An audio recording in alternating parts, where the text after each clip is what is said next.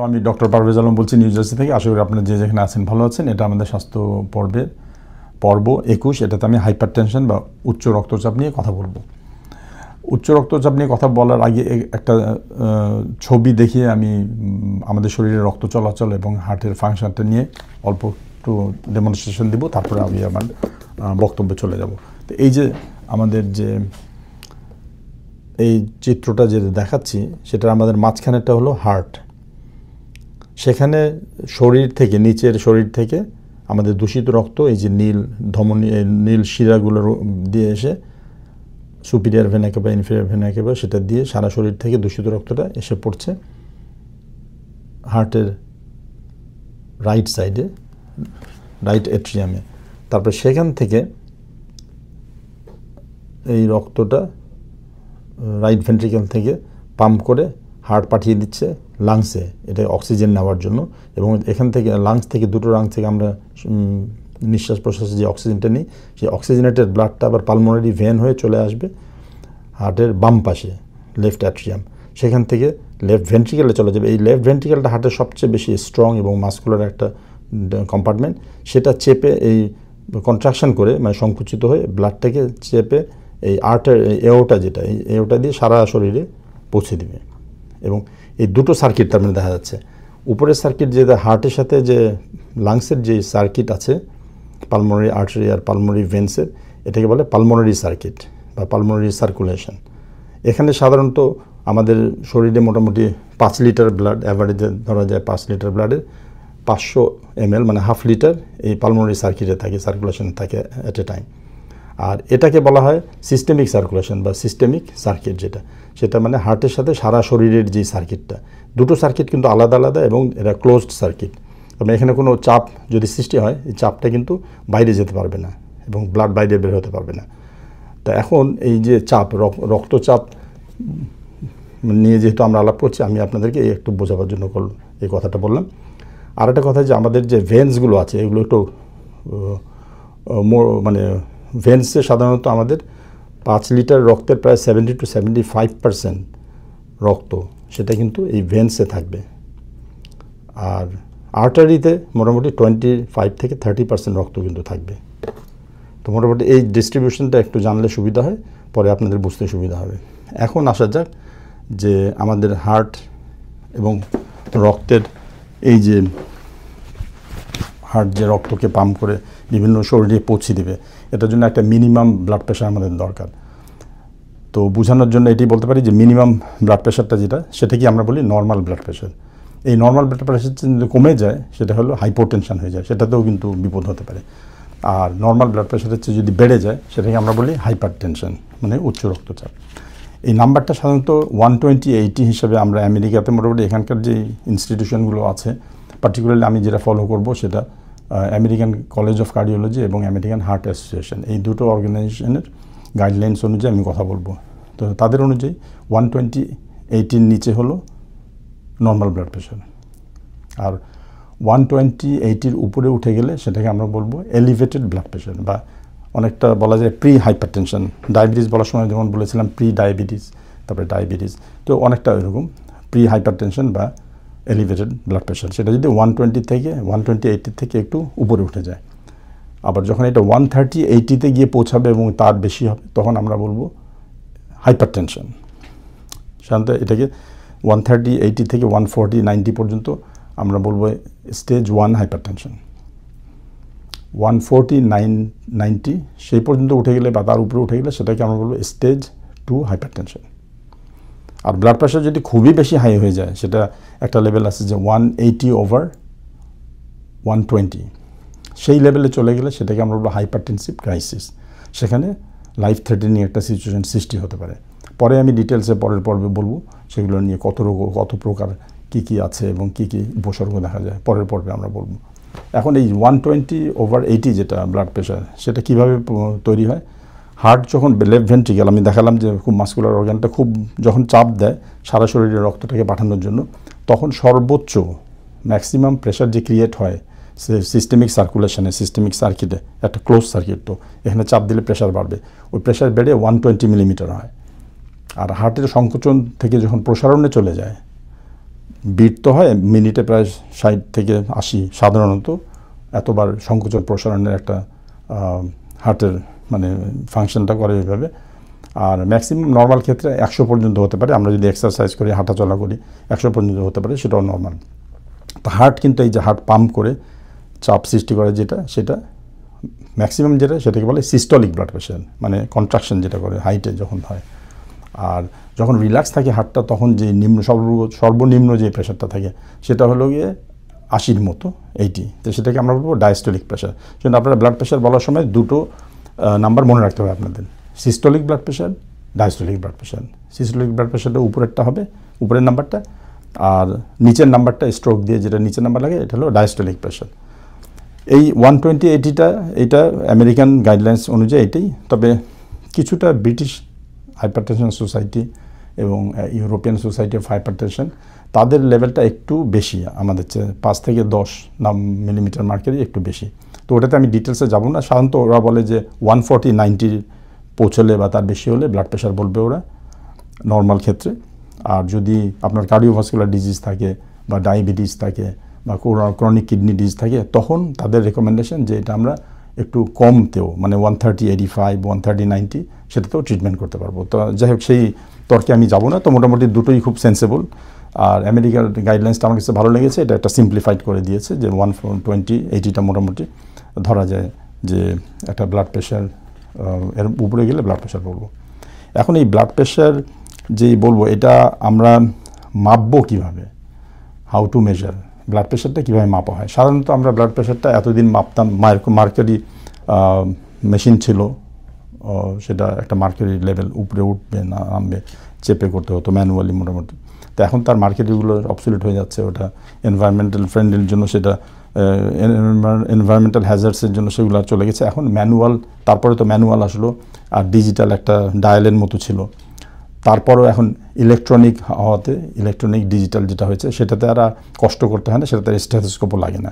সুতরাং আপনি আপনার ব্লাড প্রেশার মাপতে পারবেন। আচ্ছা, এই তো গেল। তাহলে ডিজিটাল এখন যেটা লেটেস্ট হয়েছে সেটাতে আর কোনো স্টেথোস্কোপ লাগে না। এখন আপনি কোথায় মাপবেন? আর্মে মাপতে হবে, ডান হাত বা বাম হাতে। সাধারণত এলবো বেন্ডের যে 1 ইঞ্চি উপরে এটা কাফটাকে জড়িয়ে তারপরে মাপতে হবে। এখন কাফটা কিন্তু ওই যে ব্লাড প্রেশারের যে কাফ যেটা একটা চারিদিকে জড়িয়ে থাকবে এবং চাপ দিয়ে ব্লাড প্রেশারটাকে মাপবে, সেটার কিন্তু মাপটা কিন্তু ঠিক থাকতে হবে, এটা অ্যাপ্রোপ্রিয়েট সাইজ হতে হবে। মানে আর্মের যে সার্কামফারেন্স সেটার সাথে একটা সম্পর্ক আছে, যে কাফের ব্লাডারটা সাধারণত 80% কাভার, অ্যাটলিস্ট 80% কাভার করতে হবে আর্ম সার্কামফারেন্সকে। আর কাফের যে উইডথটা যেটা প্রস্থ যেটা সেটা অ্যাটলিস্ট 40% হওয়া উচিত। তো যাই হোক, তো সেটা স্মল, মিডিয়াম, লার্জ সাইজের থাকে, আপনাদের যেভাবে আপনাদের আর্মের সার্কামফারেন্স অনুযায়ী আপনাদের এটা কিনে করতে হবে। এটা সাধারণত আর্মি করতে হবে। এবং কোন পর্যায়ে মানে কি ব্লাড প্রেশার নেওয়ার সময় আমরা তো চাবই অবশ্যই যে একটা ব্লাড প্রেশার যাতে খুব অ্যাকিউরেটভাবে রিডিংটা আসে, তাই না? এটা কিন্তু খুব একটা ইম্পর্টেন্ট জিনিস। দেখেন, ব্লাড প্রেশার অ্যাকিউরেট রিডিং হতে হবে, এটা খুবই গুরুত্বপূর্ণ জিনিস। আমার কাছে এটা আমি খুব সিরিয়াসলি নেই, সেজন্য আমি আমার প্রত্যেকটা পেশেন্টের ব্লাড প্রেশার আমি অন্যের উপর ছাড়ি না, নিজেই আমি ব্লাড প্রেশার নিই। কারণ আসলে এই ব্লাড প্রেশারের নাম্বারের উপর ভিত্তি করে কিন্তু আমি আপনাদের ব্লাড প্রেশার মানে ডাক্তার আপনাদের ওষুধটা শুরু করবে বা চেঞ্জ করবে, ডোজ বাড়াবে বা কমাবে। সেজন্য আমি মনে করি এটা খুবই একজন ডাক্তারের খুবই একটা বিরাট দায়িত্ব যে টু মেক শিওর যে ব্লাড প্রেশার যাতে ঠিকভাবে নেওয়া হয়, ঠিক টেকনিকে নেওয়া হয়, কে যে নিল তার যাতে আন্ডারস্ট্যান্ডিংটা ভালো থাকে এবং মেশিনটা যাতে ঠিক থাকে। এবং আর্মে নিতে হবে সাধারণত। কিছু কিছু কাফ আছে যে রিস্টে নেওয়া যায়, আমার অনেক পেশেন্ট হঠাৎ করে কিনে বসে রিস্টের ব্লাড প্রেশার মনিটর যেটা, পরে আমি ওদেরকে বলি না এটা দিয়ে চলবে না, এটা একটু এত অ্যাকিউরেট না। সুতরাং সাধারণত ওদেরকে আর্মে যে কাফটা সেটা নিতে বলি। আরেকটা রিসেন্টলি স্মার্ট ওয়াচ যেটা আর কি, স্মার্ট ওয়াচ বলে একটা ডিভাইস আছে যে সেটা রিস্টে পড়ে সেটা কোনো কাফ ছাড়াই মোটামুটি ব্লাড প্রেশারটাকে নিতে পারে। তা আমি ওটার কোনো এক্সপিরিয়েন্স নাই, তবে ওটা যথেষ্ট ইনঅ্যাকিউরিটি হওয়ার কথা। তবে নাইম আমার চেয়ে কানা আমার ভালো হিসাবে রিস্টের যে কাফ ব্লাড প্রেশার মনিটরটা বা স্মার্ট ওয়াচ সেটা হয়তো কোনো একটা নাই, কিছুই নাই, সেই ক্ষেত্রে করা যেতে পারে বা একটা তুলনামূলকভাবে রিডিংগুলো ফলো আপ করা যেতে পারে। তবে ওটা তেমন একটা অ্যাকিউরেট না, সেটা আমি বলবো। আর পেশেন্ট আমরা যখন এখানে আমার রুগীকে নিয়ে আসি, আমি যেমন বলি আমার এই অফিসে পেশেন্টকে 5 মিনিট হয়তো ওয়েটিং রুমে আমি একটু বসিয়ে মানে তাকে একটু রেস্ট দিই বাইরে থেকে যদি আসে, তারপরে চেয়ারে বসাবো। এই চেয়ারে বসারও কায়দা আছে। কায়দা হলে গিয়ে সোজা হয়ে বসতে হবে, ব্যাকটা সাপোর্ট থাকতে হবে পিছনে, আর পা দুটো ফ্লোরে ফ্ল্যাট থাকতে হবে, লেগ ক্রসিং করে বসা যাবে না। আর হাতটা মোটামুটি সামনে ঝুলিয়ে, পাশে ঝুলিয়ে করলে এটা ব্লাড প্রেশারটা একটা অনেক সময় হাই হতে পারে। হাতটাকে একটা টেবিলের উপরে সাপোর্ট করে হার্টের আর্মে যেখানে আমরা কাফটা বসাবো সেটা হার্ট লেভেলে থাকতে হবে। তো মোটামুটি এই পর্যায়ে থাকতে হবে, এবং পেশেন্টকে বলে দিতে হবে যে 1 ঘন্টা বা অ্যাটলিস্ট 30 মিনিটস আগে যাতে সে ধূমপান না করে, অ্যালকোহল না খায়, খাওয়া দাওয়া না খায়, একটু রিল্যাক্সভাবে থাকে আর কি। তো এই জিনিসগুলো কিন্তু এনশিওর করতে হবে, তাহলে ব্লাড প্রেশারটা মোটামুটি আমরা একটা অ্যাকুরেট রিডিং পাবো, একটা স্টেবল বেস লাইন ব্লাড প্রেশারটা পাবো। আর অবশ্যই আশেপাশে আওয়াজ বেশি হলে তো মানে সেটা একটা এফেক্ট করতে পারে, বেশি হইচই, এসব ক্ষেত্রে স্ট্রেস লেভেলে, স্ট্রেস হলে এটা বেড়ে যায় ব্লাড প্রেশার। তো এখন আর কি আছে, যেটা প্রথমে যখন আমি ব্লাড প্রেশার মাপি তখন সাধারণত আমি 2 হাতই মাপি ফার্স্ট পেশেন্ট যখন আমি দেখি। এর পরের বার থেকে যখন আমি এক হার্টটা চুজ করে নিই, লেফট বা রাইট, যেখানে আর্টারি ভালো পাওয়া যায়, যেটা করা যায়। অনেকে প্রশ্ন করে যে লেফট আর রাইটে তো ব্লাড প্রেশার বেশি কম থাকতে পারে, কিন্তু সেটা নিয়ে অত মাইক্রো ম্যানেজমেন্ট করলে হবে না, টেনশন করলে হবে না। যেই হাত আমি সাধারণত ধরি, বাম বা ডান, সেটা প্রত্যেকবার আসলে আমি সেইভাবেই সেই সময়ে করি আর কি। কারণ ব্লাড প্রেশারটা কিন্তু একটু ভ্যারি করতেই পারে 2 হাতে, সেটা আমরা জানি।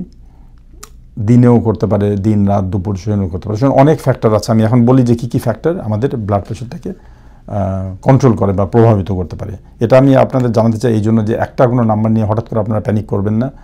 এটা বুঝতে হবে আপনাদের কী কী ফ্যাক্টর এফেক্ট করতে পারে, তাহলে আপনারা সেভাবে সাহায্য করতে পারেন, আপনাদের নিজের ব্লাড প্রেশারটা কীভাবে মনিটর করতে পারেন। আমাদের শরীরে প্রায় 6-7টা অর্গান আছে যে ব্লাড প্রেশারকে প্রভাবিত করে। একটা হলো ব্রেন। ব্রেন কীভাবে করে? ব্রেন আমাদের ইমোশনাল স্ট্রেস, ফিজিক্যাল স্ট্রেস বা ব্যারো রিসেপ্টার্স বলে কিছু আছে, যে আমাদের নার্ভ রিসেপ্টার্স কতগুলো আছে, যে বড় বড় ধমনী, আর্টারি এবং হার্টে আছে। সেই ব্যারো রিসেপ্টার থেকে সিগন্যালগুলো যায় আমাদের ব্রেনে। যদি ব্যারো স্ট্রেচ হয়ে যায়, ব্লাড প্রেশার খুব বেশি হয়ে যায়, তখন ব্রেন কিন্তু সিগন্যাল দিয়ে তার নার্ভের মাধ্যমে, হরমোন প্রোডাকশনের মাধ্যমে হার্টের কন্ট্রাকশনটা একটু কমিয়ে দিবে, এবং ব্লাড ভেসেল যেগুলো আছে আমার শরীরে, সারা শরীরে, সেখানকার থেকে একটু প্রসারিত করে ব্লাড প্রেশার কমিয়ে দিবে কিংবা সংকুচিত করে বাড়িয়ে দিবে, এটা কন্ট্রোল করতে পারে। তারপরে আসা যাক হার্ট। হার্ট নিজেও কিন্তু একটা ইন্ডিপেন্ডেন্টলি ব্রেন ছাড়াই সে ব্লাড প্রেশার কন্ট্রোল করতে পারে। কীভাবে কন্ট্রোল করতে পারে? সংকোচন বাড়িয়ে দিতে পারে, সংকোচন কমিয়ে দিতে পারে। তাছাড়া হার্ট রেটটা বাড়িয়ে দিতে পারে ব্লাড প্রেশার বাড়ানোর জন্য, বা হার্ট রেট কমিয়ে দিতে পারে। হার্ট কিন্তু এইভাবে ব্লাড প্রেশারে কন্ট্রোল করতে পারে। এরপরে আসা যাক অ্যাড্রিনাল গ্ল্যান্ডস। আমাদের দুটো এন্ডোক্রাইন গ্ল্যান্ড আছে, কিডনির উপরে টোপরের মতো বসে থাকে।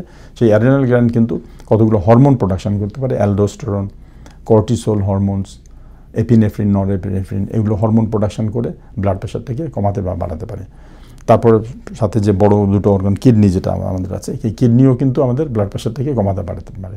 এটা ফ্লুইড ভলিউমটাকে কন্ট্রোল করে, চেঞ্জ করে, সোডিয়ামটাকে বেশি নিষ্কাশন বা কম নিষ্কাশন করবে, রিঅ্যাবজর্পশন করবে বা এক্সক্রিশন করবে, সেভাবে করতে পারে।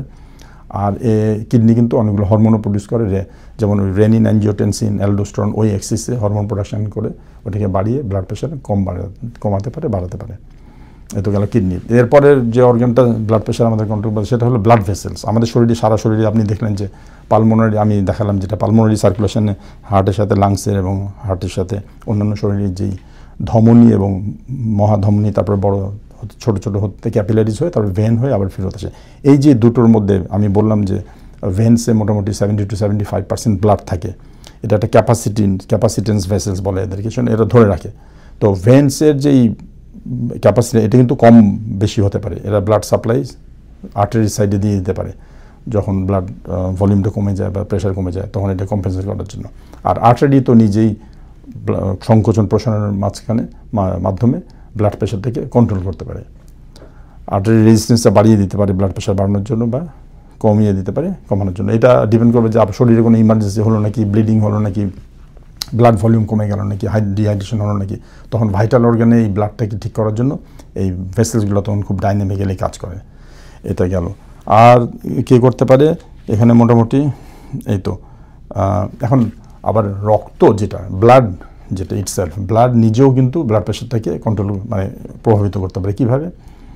ব্লাডের ভলিউম যদি কোনো কারণে বেড়ে যায় ব্লাড প্রেশার বাড়তে পারে, ব্লাডের ভলিউম যদি কমে যায় ব্লাড প্রেশার কমতে পারে। আবার ব্লাডটা যদি খুব থিক হয়ে যায়, ভিসকাস হয়ে যায়, থিক হয়ে যায়, এখানে অনেক সময় অনেক প্রোটিন, খুব এক্সেসিভ প্রোটিন যদি তৈরি হয় বা কোনো ব্লাড সেলস যদি বেশি তৈরি হয়ে যায়, তো সেটাও কিন্তু ব্লাড প্রেশারটা বাড়িয়ে দিতে পারে। তার মানে এতগুলো ফ্যাক্টরস কিন্তু আপনার ব্লাড প্রেশারকে এফেক্ট করতে পারে দৈনন্দিন মানে ডে টু ডে লাইফে, দৈনন্দিন জীবনে। এটা হলো আর কি ব্লাড প্রেশারকে আপনার কন্ট্রোল করতে পারে বা প্রভাবিত করতে পারে, সেটা হলো আপনার কী খাচ্ছেন সেটার উপর, ডায়েট যেটা আপনি যে কী খাচ্ছেন, লবণ কত খাচ্ছেন, পানি কত খাচ্ছেন, আপনার কিডনি কতটুকু লবণ আর পানিকে বের করে দিতে পারে, তার চেয়ে যদি আপনি বেশি খান অবশ্যই ব্লাড প্রেশারটা বাড়তে পারে। তো লবণের সাথে ব্লাড প্রেশারের সম্পর্কটা খুব ইন্টারেস্টিং এবং খুবই অনেকেই হয়তো আপনারা জানেন না, যেগুলো আমি পরের বারে লবণ আর এক পর্যায়ে আমি লবণ আর ব্লাড প্রেশার নিয়ে খালি কথা বলবো। সেটা কিন্তু আমার কাছে খুব ইন্টারেস্টিং লেগেছে। আমি রিসেন্টলি কতগুলো স্টাডি এবং কতগুলো মানে সমীক্ষায় দেখা গেছে যে লবণ আর ব্লাড প্রেশারের সম্পর্কটা কিন্তু খুবই জটিল, অত সহজে না। তো যাই সেটা পরে আসবো। তো ডায়েট একটা গেল, সেটা আপনার ব্লাড প্রেশার কন্ট্রোল করতে পারে। আরেকটা হলো ডায়োনাল ভ্যারিয়েশন যেটাকে বলে, যেটা আমাদের সূর্য ওঠে সকালবেলা, তারপরে রাত্রেবেলা সূর্য ডুবে যায়। তো এই যে সকাল রাতের যেই সাইকেলটা, এটাকে বলে সার্কেডিয়ান রিদম একটা যেটা আছে আমাদের বডিতে, এই ডায়োনাল ভ্যারিয়েশন যেটা সকাল বিকাল রাত আপনাদের ব্লাড প্রেশার কিন্তু বাড়তে পারে কমতে পারে। সাধারণত সকালে খুব হাই হয়ে যায় ব্লাড প্রেশারটা, ম্যাক্সিমাম একটা সার্জ হয় সকালের দিকে, পরে রাত্রেবেলা সবচেয়ে কমে যায়। তো যাই এই ডায়োনাল ভ্যারিয়েশন এও ব্লাড প্রেশারটাকে কমাতে বাড়াতে পারে। আরেকটা হলো যে আমাদের বয়স, এজ হলে, বয়স হতে থাকলে হয় কি আমাদের আর্টারি যেগুলো সেগুলো একটু স্টিফ হয়ে যায়, সেগুলোর ফ্লেক্সিবিলিটি নমনীয়তাটা কমে যায়, তখন ব্লাড প্রেশার অটোমেটিকলি বাড়তে থাকে। সেজন্য আমার পেশেন্ট যেখানে এরা আছে, যে বয়স্ক যারা আছে 60-এর পরে 70, 80, 90 যারা হয়ে যায়, তাদের কিন্তু ব্লাড প্রেশারটা একটু বেশি রাখাই ভালো, কারণ তাদের বডি সেভাবে ইউজ টু হয়ে যায়। সুতরাং তাদের যদি ব্লাড প্রেশার কমানো হয়, দেখা যায় যে blood supply to the vital organs কমে যেতে পারে অনেক সময়। সেজন্য বয়স্কদের জন্য ব্লাড প্রেশারের রেঞ্জটা মানে টার্গেট যেটা কী হওয়া উচিত, সেই জিনিসটা কিন্তু একটু বেশির দিকে রাখতে হবে। তো যাই হোক, আমি তো মোটামুটি এই এতগুলো কথা এই জন্য বললাম যে আপনাদের একটু ব্লাড প্রেশার সম্বন্ধে যদি ইন্টারেস্টটা বাড়ে এবং আপনাদের বুঝতে সুবিধা হলো যে কী কত রকম ফ্যাক্টর দেখেন আপনার ব্লাড প্রেশারটাকে কন্ট্রোল করে এবং কীভাবে প্রভাবিত করে, এবং সকাল বিকাল রাত। অনেক পেশেন্ট আমার হঠাৎ করে এসে বলে যে আমি সকালে আজকে ব্লাড প্রেশার নিলাম, খুব হাই হয়ে গেল, প্যানিক করে আমার অফিসে চলে আসলো। তখন আমি ওকে বুঝিয়ে বলি যে আমাদের শরীরে ব্লাড প্রেশারটা এইভাবেই নামা ওঠা করতে পারে। তুমি একটা নাম্বারে ভয় পেও না, তুমি পরপর কয়েকদিন ব্লাড প্রেশারটা নিয়ে, যখন আমি বাসায় থাকবে রিল্যাক্সভাবে নিয়ে, তারপরে সেটা একটা কাগজে লিখে আমাকে নিয়ে আসো। তারপরে সপ্তাহখানেক পর সে আসলো হয়তো, তারপরে তাকে আমি বুঝিয়ে বললাম যে এই ব্লাড প্রেশার এইভাবে হলো, তো এখন ব্লাড প্রেশার আমরা বাড়াবো বা কমাবো কিনা।